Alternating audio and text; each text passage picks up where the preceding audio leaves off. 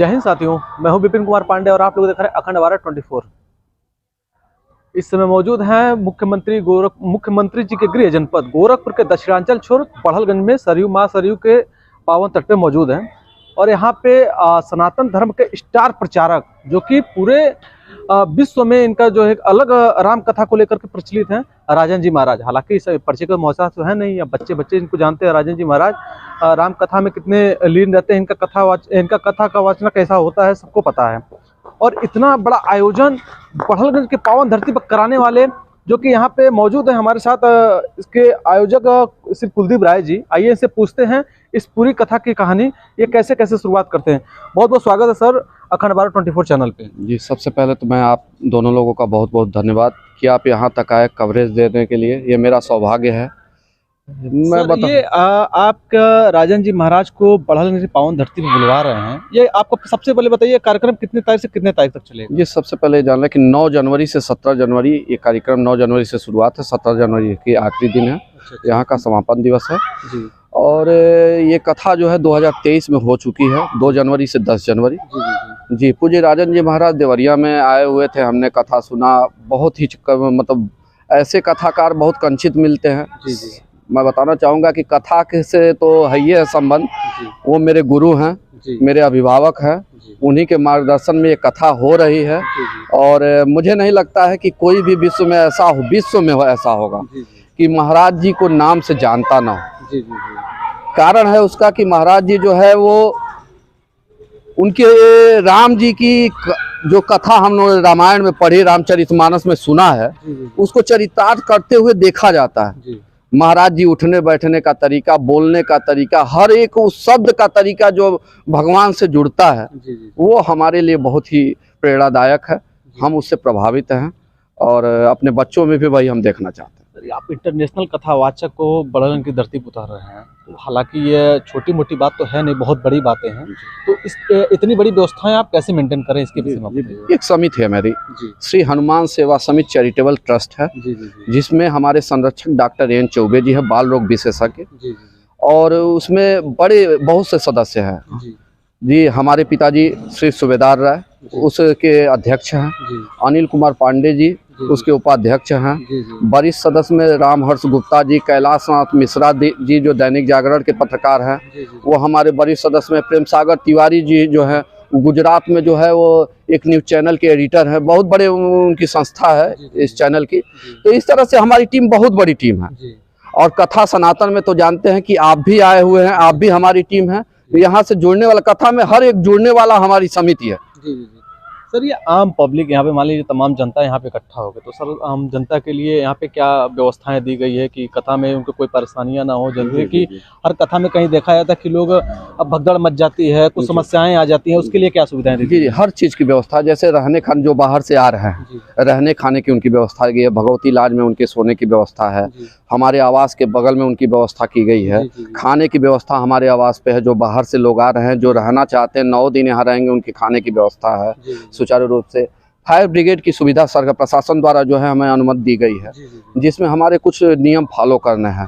Fire brigade है, ये क्या बोलते हैं, एम्बुलेंस है, ये सभी सेवाएं मौजूद हैं। नगर पंचायत से यहाँ पे चेयरमैन प्रतिनिधि हैं मैसुमर जी, उनका भी पूरा हमारे ऊपर वो कृपा है कि सभी सुविधाएं उन्होंने हमको दी हुई हैं। सर, यहाँ पे इंटरनेशनल कथावाचक आ रहे हैं, राजन जी महाराज आ रहे हैं, और भी जो कि यह पंडाल देखने में तो हालांकि बहुत बड़ा है, लेकिन हमको तो नहीं लगता है कि यहाँ पे उनके आने से और जनता यहाँ तो काफी बढ़ जाएगी, पंडाल की आपको जरूरत पड़ सकती है बढ़ाने के लिए, तो इसके लिए क्या सुविधाएं हैं? जी, पिछली बार जैसे 2023 में हुई थी, 100 बाई 200 हमने टेंट लगवाया था, इसका आधा था। तीसरे दिन जो है वो भीड़ बढ़ी तो हमने उसको 100 फुट और बढ़वा दिया, 100 बाई 300। तो पिछली कथा 100 बाई 300 में है, इस बार हम एक छोटे आयोजक हैं, कथा बड़ी है, महाराज जी बड़े हैं, हम एक छोटे हैं, लेकिन एक समुद्र में जाने के लिए सभी नदियां जाके मिलती हैं, तो छोटे छोटे लोग सभी मिलके इस कथा को करवा रहे हैं। और मुझे पूरी उम्मीद है कि ये कथा जो है निर्विघ्न अपने समय पे पूरा होगी। सर, आप सनातन धर्म के लिए इतना बड़ा कदम उठाए हुए हैं, तो सर और बाकी जो भी सनातन धर्म से लोग कुछ लोग दूर जो भग रहे हैं, उनके लिए आप क्या कहना चाहते हैं? जी, ये गलत है। हम हिंदू हैं और हिंदुत्व का ये मतलब न जाति से नहीं है, जाति कोई भी हो, हिंदू मुस्लिम सिख ईसाई जो भी हो, लेकिन ये कहने का मतलब ये है कि हम कथा से नहीं जुड़ेंगे, गुरु से नहीं जुड़ेंगे तो हमारा रास्ता गलत तरीका है। आपके कहने का मतलब है सनातन धर्म में गुरु के बिना ज्ञान अधूरा। बिल्कुल बिल्कुल बिल्कुल वही है कि आप स्कूल में जाते हैं, गणित विज्ञान अंग्रेजी पढ़ते हैं, आप किसी कथा में जाते हैं, आप एक अच्छी बात सीखते हैं, आपका बच्चा किस तरह से रहना चाहिए, क्या पढ़ना चाहिए, क्या शिष्टाचार हो, अनुशासन शिष्टाचार मुख्य रूप से सनातन धर्म में निहित है। अगर ऐसा होता है तभी आपका जीवन सफल है। सर उनके कथा के बाद मतलब कुछ और भी ऐसी कुछ प्रोग्रामें रखी गई हैं क्या, जैसे झांकी वगैरह का, चाहे जो भी हो? ना, सिर्फ मात्र एक रामचरितमानस, महाराज जी हमारे सिर्फ रामचरितमानस, तुलसीदास जी द्वारा रचित रामचरितमानस के वो ज्ञाता हैं और रामचरितमानस को ही सुनने के लिए यहाँ सभी लोग इकट्ठा होंगे। इसके अलावा कोई ऐसा नहीं कार्यक्रम है जिसको पूर्ण किया जाए। उनका एक बहुत फेमस एक भजन है, जो कि भजन मुझे याद नहीं आ रहा, अभी सुबह ही मैंने सुना उस भजन को, लेकिन अभी फिलहाल मैं बोल रहा हूँ, क्या अगर आपको याद हो तो आप कृपया एक लाइन कुछ कह के सुना सकते हैं? जी बिल्कुल। महाराज जी के बहुत लाखों भजन हैं। प्रभु आपकी कृपा से सब काम हो रहा है, सब आप कर रहे हैं, मेरा नाम हो रहा है, ये चरितार्थ।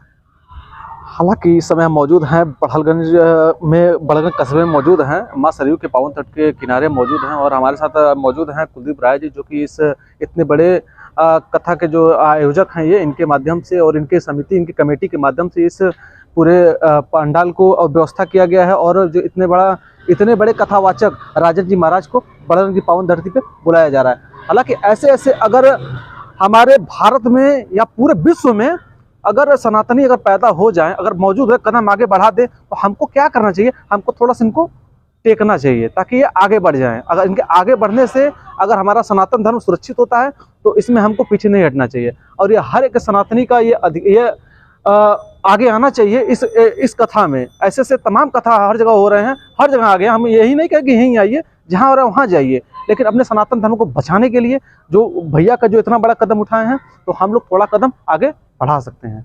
बाकी ये पंडाल देखिए कितना बड़ा लगा हुआ है। राजन जी महाराज जी का जो कथा वाचेंगे, आगे सामने से ही वाचना है, उनको स्टार्ट करना है। और ये सब ये कैसा, ये दो लगाए हुए हैं, इसका मतलब क्या है? प्रशासन द्वारा हमें कहा गया है कि महिला पुरुष की व्यवस्था, महिलाओं की व्यवस्था एक तरफ होनी चाहिए, पुरुष की व्यवस्था एक तरफ होनी चाहिए।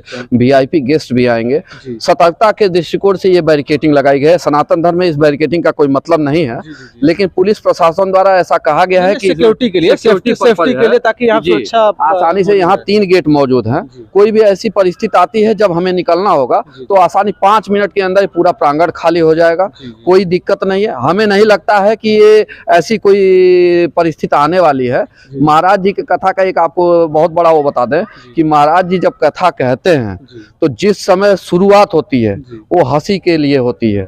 जब शुरुआत भरत चरित्र पे जाती है तो आंसुओं के लिए होती है। महाराज जी रोते हैं, पूरा प्रांगण रोएगा, ये आप भी देखेंगे, हम भी देखेंगे, हम तो देखेंगे जी। तो महाराज जी का अगर ताली बजाना है तो सभी लोग ताली बजाते, तो हमें नहीं लगता है कि ताली बजाने के आना, नाचने के अलावा कोई ऐसी चीज यहाँ होने वाली है जी।